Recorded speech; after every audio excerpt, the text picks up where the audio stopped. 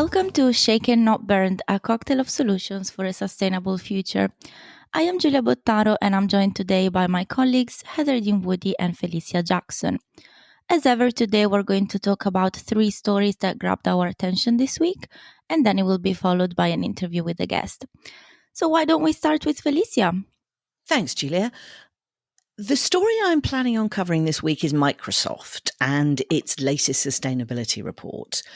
There were a couple of stories that came out actually about Microsoft this week, one of which was that it has announced a really large carbon removal agreement. So it's bought 3 million tons of carbon removal credits from ReGreen's reforestation project in Brazil.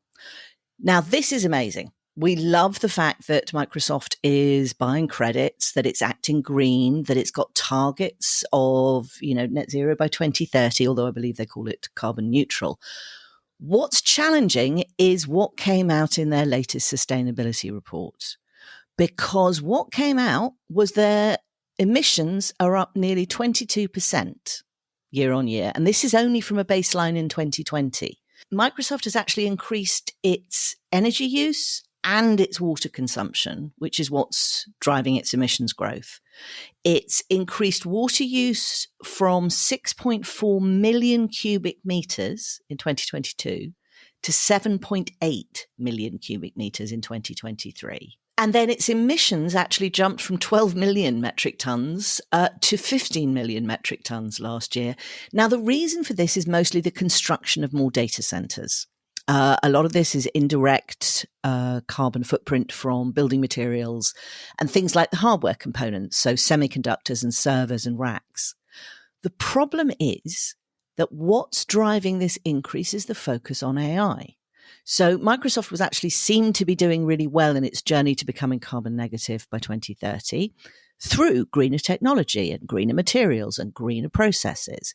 It's committed to water replenishment projects and it's taken a lot of actions that could be seen as very, very positive.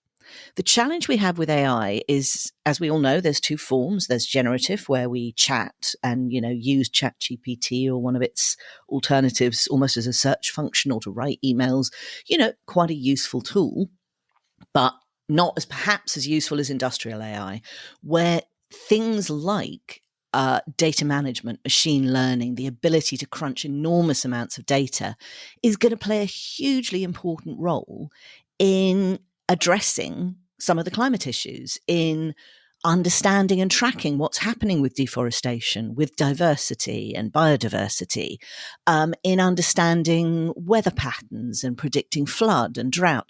All of these are incredibly important.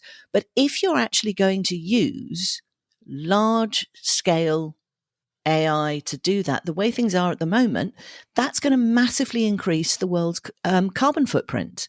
There was a report that came out that said that Goldman Sachs had projected an increased consumption in natural gas to make up 60% of the energies actually supplying data centers. If you imagine the amount of growth we're expecting in AI, that's a huge amount of resource. There was some kind of discussion where I think Amazon has said it's bought a data center that's powered by nuclear power.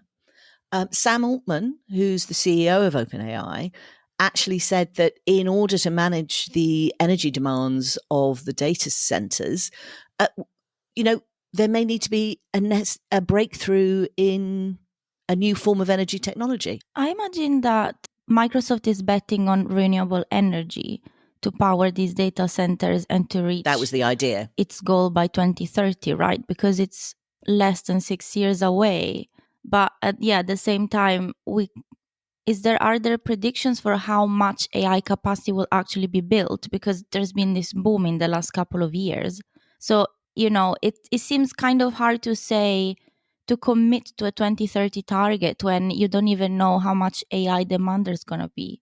Because until, 3 years ago, no one knew what ChatGPT was. It's also, we've got to think about the different resources involved in this because, data centers, yes, a lot of energy, but also land. I believe they consume water as well. And you've got that. And then if you've got to pile on all the land and other resources that would be needed for enough renewable energy to power them, plus the pressure that then puts on those resources for other demands for renewable energy, you've got quite a complex situation. I think that's a very interesting way of putting it. And just so you know, current projections expect more than doubling of energy demand for data centers by 2026. That's by the end of next year. So in 2022, I think data center energy use was 460 terawatt hours. And it's expected to increase to between 620 and 1,050 terawatt hours. That's an insane amount of energy demand growth. The one sort of positive spin I can think of on this is that rather than, I mean, you've got so many countries right now have all these plans for renewable energy, and as far as I'm aware, none of them are really anywhere near meeting their targets. But with data centers, it's likely to be quite driven by the companies themselves. So, your companies like Apple and Amazon, they are some of the biggest investors in renewable energy. And, maybe that drives a shift. The thing I think is potentially very interesting is you're absolutely right. It's driven by companies, that we've had companies pushing for high targets to look like great performers on climate. Where I worry about this is where it becomes a challenge for wider industry. And I'm thinking actually specifically about the latest report from Influence Map on lobbying. And I think that one of the key players in that report was Toyota and the lobbying it's doing against climate regulation in Japan. So it's one thing when it's a Microsoft that is at least trying to get to a positive point by 2030, and it's struggling with achieving its goals because it's developed an entirely new line of business and it's fighting every other high-tech company to get there. But if even those companies with high targets are failing and their targets are moving in the right direction, and you've got larger industrials trying to lobby against high targets, I just worry it's an unfortunate mix of circumstances. One thing that we should mention for our listeners that may not know it is that tech companies like Microsoft and Apple and stuff have been driving renewable growth through power purchase agreements. So ahead of building their data center AI capacity, they will sign contracts with renewable companies, so then they will supply them with that energy. So that has been a one positive trend behind data center growth. Of course, as you said, Heather, there are issues around this. It's not perfect. Yeah, unfortunately, it does seem to be okay, there's a really big problem. The positive spin is that we'll do a little bit to go halfway towards fixing it. It's not quite the balance we would like to see. And speaking of what we might like to see from industry, perhaps I can move on to my story for the week, which is a survey done by Deloitte. So every year they do this survey of Gen Z and millennials. This year they surveyed more than 22,800 people from across 44 different countries. That's the Americas, Europe, the Middle East, Africa, and the Asia Pacific region. And they found some really interesting trends in terms of what people are wanting companies to do for the planet. So 64% of Gen Zs and 63% of millennials said that they are willing to pay more to purchase environmentally sustainable products and services. And that's despite the current economic situation. Many of these people are in cost of living crisis and anything. And more than 30% say that they conduct research on a company's environmental impact, which kind of goes some way towards addressing that. We talk sometimes about cognitive bias where people say that they're willing to do something and it doesn't quite pan out. But if you've got people actually going home and doing their research before they make a purchase, I think that says a lot about the direction things are heading, and that people have more idea now of what they actually want to see. So there was more than 60% said that they have or plan to avoid fast fashion. More than half plan to reduce their air travel. More than half plan to eat a vegetarian or vegan diet, and currently around 20% have already purchased an electric vehicle, and about 40% plan to in the future. So, people now have a bit more of an informed idea of what they can do. And it's not just consumers either, it's also employees or people in the job market. So 86% of Gen Z and 89% of millennials said that having a sense of purpose is really important to their job satisfaction. Around two-thirds said that they feel worried about climate change within the past month, and more than two-thirds say that businesses have an influence in this area. So, with that in mind, three-quarters of respondents now say that an organization's community engagement and societal impact is a really important factor when they're considering an employer. And almost half of all those people surveyed said that they have or plan to change their job or move to a different industry because of environmental concerns.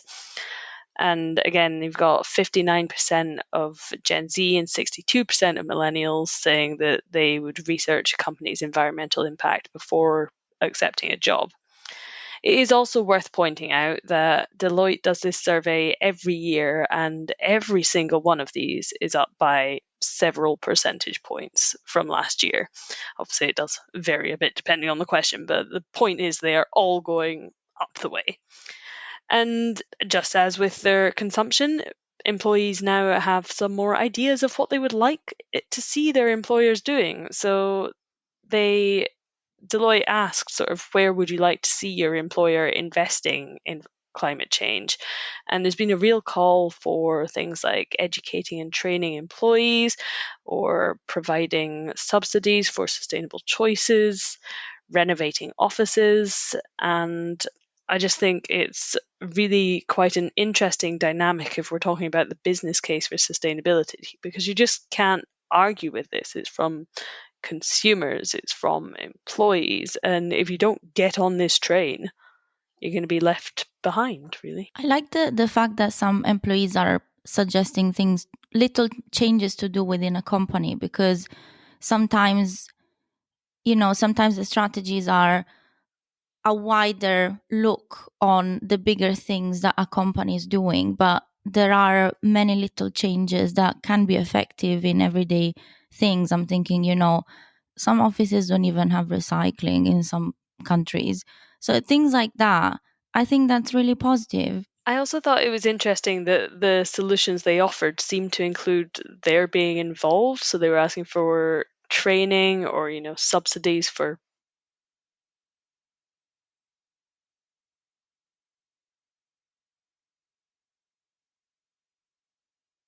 What I Yeah. think is really fascinating about that is, yes, they want education because we need to understand exactly what the implications are.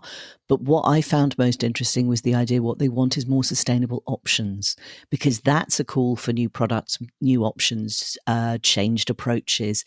It's also fundamentally comes back to this thing I know I always go on about, but that we're always made to feel as if it's our choices as individuals which will save the world or not. Whereas actually, the choices we have in front of us, they're not choices, they're options between different things that we're being presented with. And often they are the result of systemic challenges that individuals can't do much about. But this is a step in the right direction. Ask for sustainable options, vote for those who support a sustainable future, invest your money in sustainability, and spend your money where it makes a difference. And what I would say is as well, the consumer side of things. So a lot of people are now saying, I will avoid fast fashion. I will avoid meat and dairy products. As you say, that is a call for other options, but it tells you what the consequences of not doing it are. If you don't give these other options, you will be avoided. And, as well as sustainable products, it's also time to look at different business models, because all those people who are avoiding fast fashion, they're going to need someone to repair their clothes, to rent their clothes, all these different business models that can create a much more sustainable economy while addressing consumer demand, while meeting employees' hopes and dreams. There is a way to do this that pleases everyone, and you're only doing yourself a disfavor by going against that. I love that. Not you guys specifically, but just in general. I love the positive turn that the conversation is taking, and I can move on with my story that is, let's say positive. Let's say positive. It's a solution. So Marks and Spencer, which is a major supermarket here in the UK, has teamed up with a tech company called Polytag. And so what they're going to do is Polytag will put invisible markers on plastic packaging sold in the supermarket so that it can be monitored. Because at the moment, retailers in the UK don't know what happens to their plastic packaging. And knowing what happens to it is important to finding solutions to address it. So this technology has been tested before with other supermarkets, but this is the first time it's been used at full scale. So every single product in the UK will be marked with this technology. And Marks and Spencer has also invested in the company, and the money will be used to install 2 readers at recycling sites, one in Northern Ireland and one in London, so that, the tags can be read by the recycling centers. And so this is a big step forward in the industry here in the UK, because next year the government will implement its extended producer responsibility regime. So then retailers will have to pay new fees towards the disposal of plastic packaging. So this is coming sort of as a result of policy. And I think this is quite interesting. And I don't know what you think. I feel you are probably more the tracing experts here. So I absolutely love this because I think we're getting further and further on traceability in terms of a product supply chain before it reaches the shelf. But this idea of tracing materials after that point is quite novel. I mean, I know that there have been some smaller trials with other supermarkets, but this would be a really exciting opportunity for the UK to do something like, I spoke a few weeks ago about that plastic registry that Canada was putting together. If we've got that, if we've got extended producer responsibility, all of that sort of comes together to create a system where we understand the problem we face and we can do something about it. So, yeah, I'm all thumbs up, really. What I would say is that I think all of these trials have been done with the same company, with Polytag, and the technology, as far as I understand it, probably isn't that different from some of the traceability technologies further up in the value chain. So I do think it's quite interesting just to see, is this going to diversify, or are Polytag really storming ahead? What this story talks about is accountability, the potential for accountability, because it's one thing to say, oh yes, plastic in the environment's a terrible idea, and rubbish, it's a terrible idea, and we've got extended producer responsibility, but you can't actually make someone accountable for the products that they are ostensibly responsible for unless you can track where they end up. So, and when you consider the impact that, to be blunt, garbage dumping in the end, the impact it can have on groundwater and wildlife and soil health, I just think this kind of thing is incredibly useful. And as Heather says, if this becomes widespread, we actually transform our expectations of what's going to happen in the sort of post-consumer environment. I also just had another thought on that, which is something that has really irritated me in the past, is that Surely I've not seen something that's these. irritated you. Oh, I know, I'm a very easily pleased person. I generally am, just not on certain things. But I don't know if you've seen some of these lists or maps of countries with the worst plastic pollution. And for the most part, unless someone clever has taken a look, they tend to be a list of countries where the pollution ends up, not where it began. And when you're talking about accountability, it's not even just by a company scale, it can be at the global level as well. So while the UK has sometimes just sat there all high and mighty saying, look at all these terrible plastic polluters and we're doing great, if you've got labels turning up all over the place, you can't really say that anymore. Well, that's what I love. I don't know how we're going to do it, but the idea that you can tag these things invisibly so the dumpers won't know it's happening, but you'll be able to track it back to who made it, who it was sold to, and then you'll have to explain how it got out into the wild. That seems like a really interesting avenue. Also, I would like to add that I like what Marks& Spencer has been doing, because they launched a collection to hire for clothing hire with a company called Hire Street, and then in some of their stores, they've got refills for food. So I think this is quite all at small scale. I think they've got a handful of stores that are doing that, but I like that they're trying new ways of doing business. And it's quite a well trusted brand as well. So I think that it would be quite easy to convince people to follow on that. Well, I also think there's so much local stuff that is happening. Scale it up with M&S. So on this note, we are going to close our conversation and move on to the interview of the week.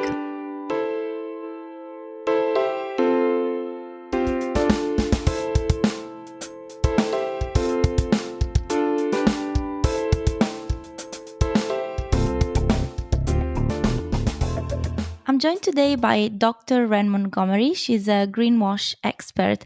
She's an associate professor of sustainability at Ivey Business School in London, Ontario, a faculty affiliate of the University of Michigan, and also co-founder of Greenwash Action Lab. Thank you so much for joining us today.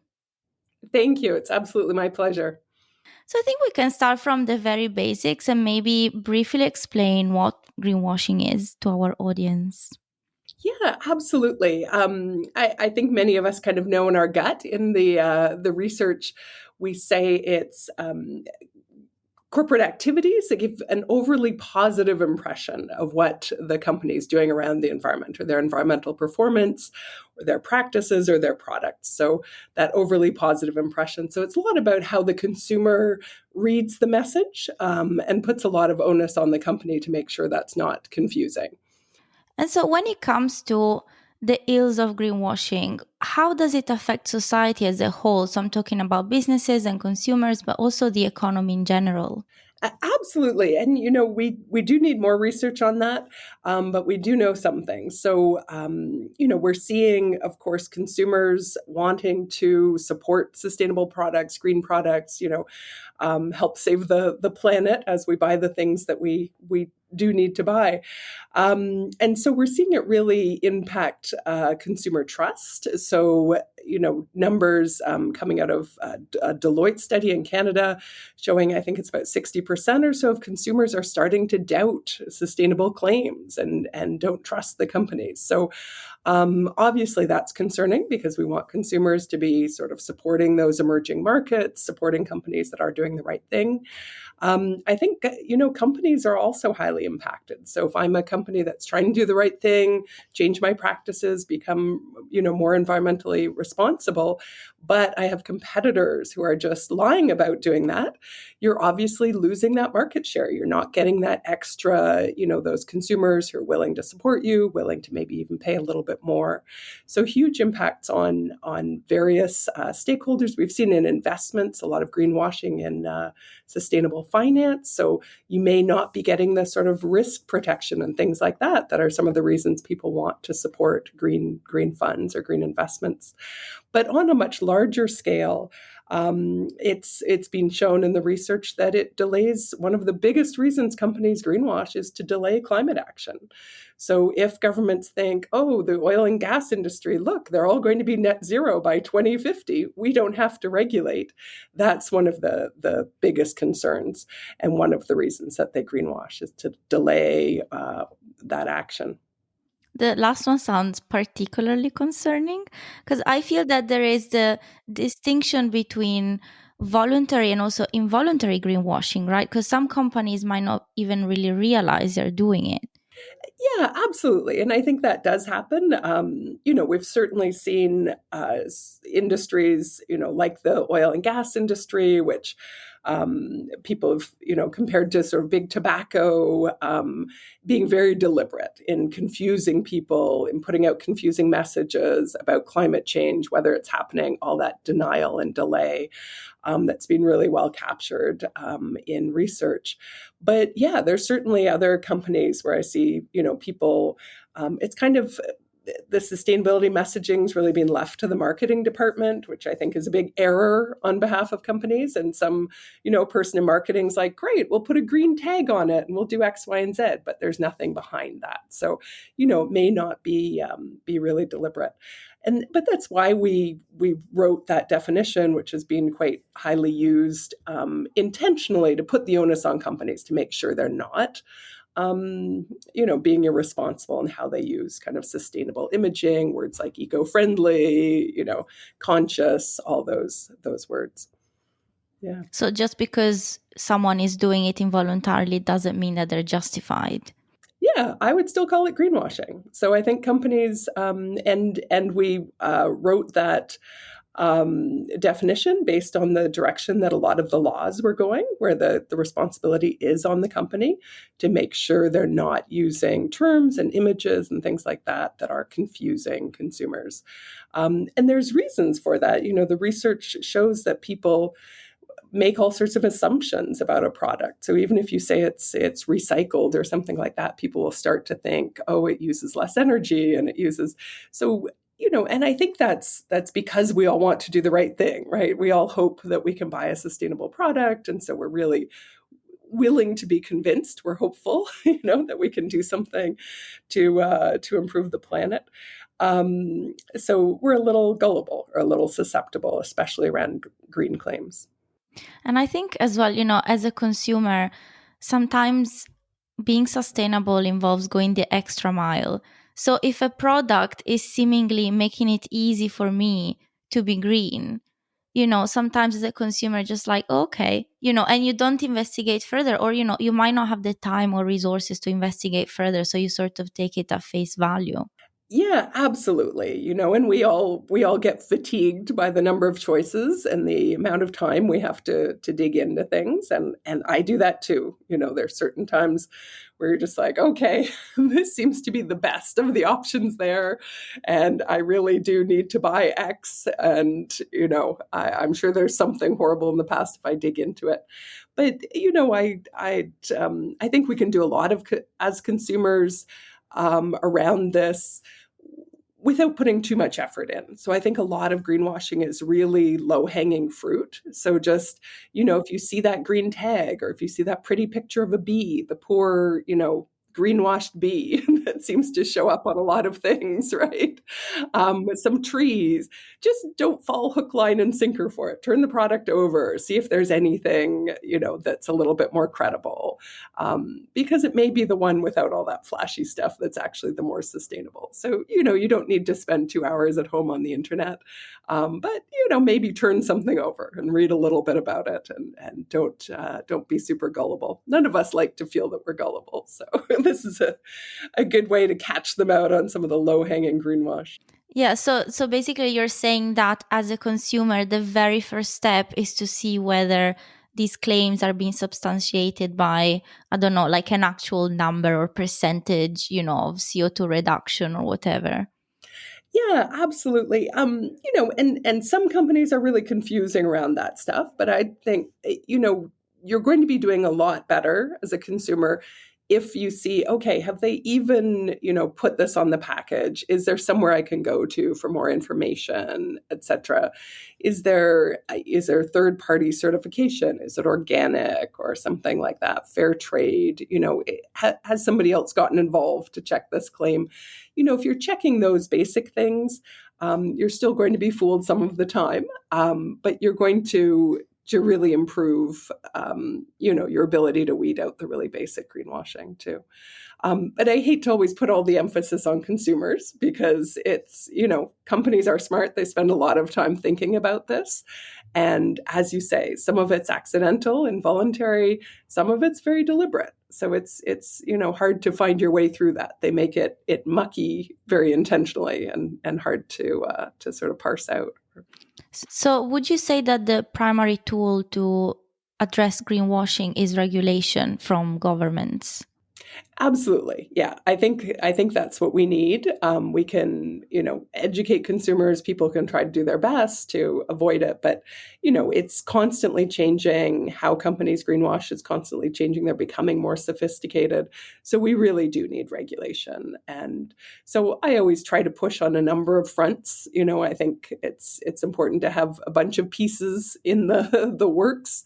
Trying to encourage companies to do better, trying to encourage, educate consumers so that we know and we can ask companies for more, but also really trying to push policymakers to tighten the rules around this because, it's anti-competitive behavior. So in Canada, it's regulated by our Competition Bureau, and that's because, a market requires people to have information about the products. And so if somebody's lying about their products or confusing you about what's in their product, we can't sort of direct the consumers who want to buy sustainable products towards those products, right? So it's anti-competitive. So there's a lot of reasons policymakers should be involved in this, and it's growing so much. We've just seen a huge increase in greenwashing. So yes, regulation.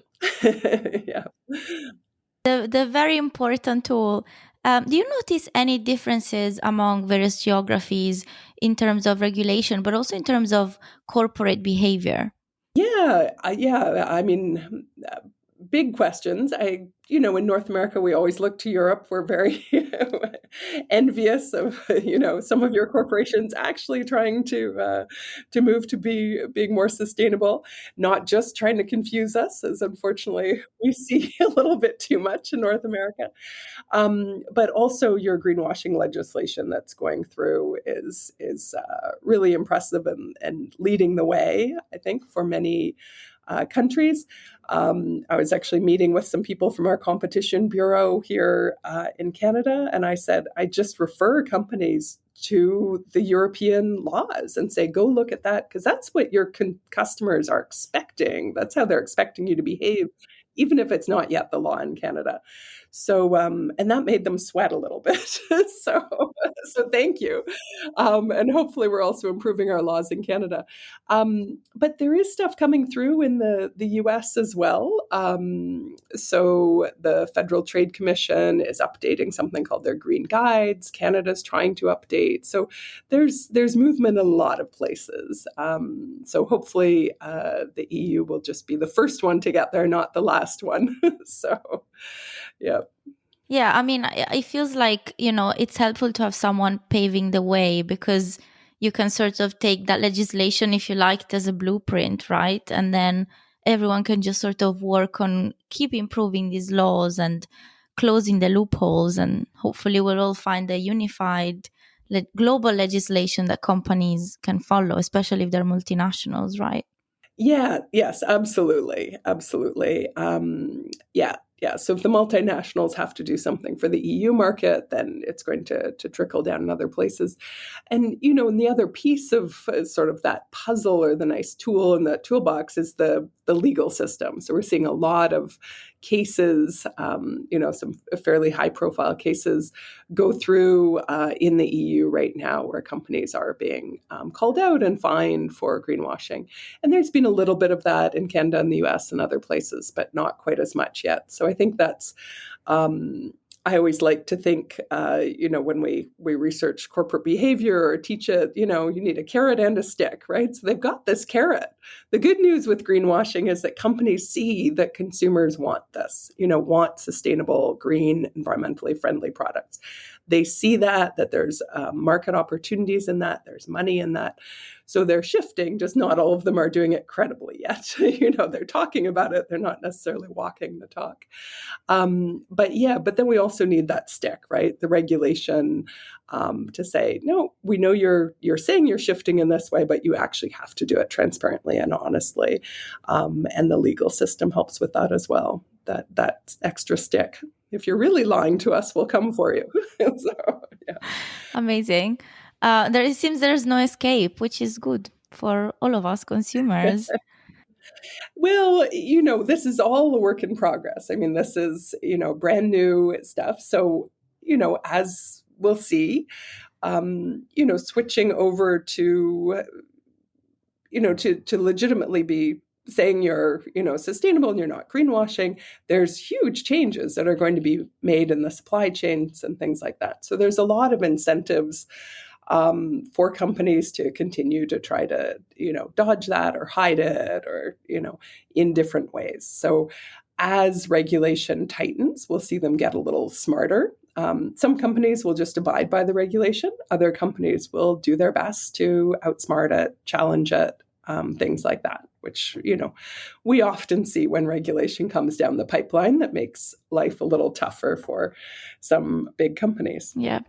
I suppose it happens with every regulation. And I'm thinking, we've been speaking about consumers and companies, but also many consumers are employees. So is there anything that someone can do as an employee, not in the marketing department, to address greenwashing or perceived greenwashing within their company?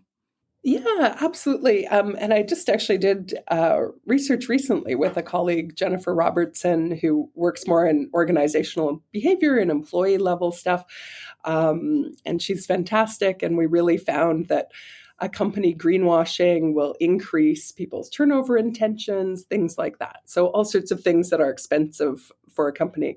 So so thank you for asking about that. I think often we forget employees, but they're such important stakeholders. And we see companies recruiting a lot now on values. We know our younger employees, our millennials, our Gen Z, really want to work for companies that are doing the right thing, that are aligned with their values. So companies will say they're doing a lot, but of course, our employees are inside the company. So if you're not actually walking the talk, your employees are going to be aware pretty quickly, right? Because they know what you're actually doing.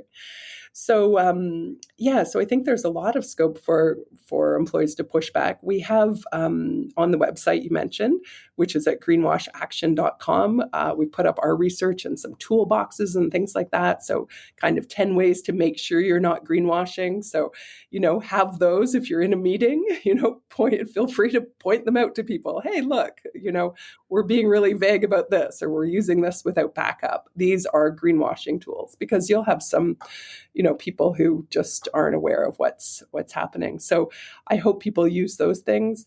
And just, all of us can sort of vote with our dollars or vote with our, jobs. If employees who are really desirable are moving to companies that aren't greenwashing, that are trying to do the right thing, I think that's really impactful as well.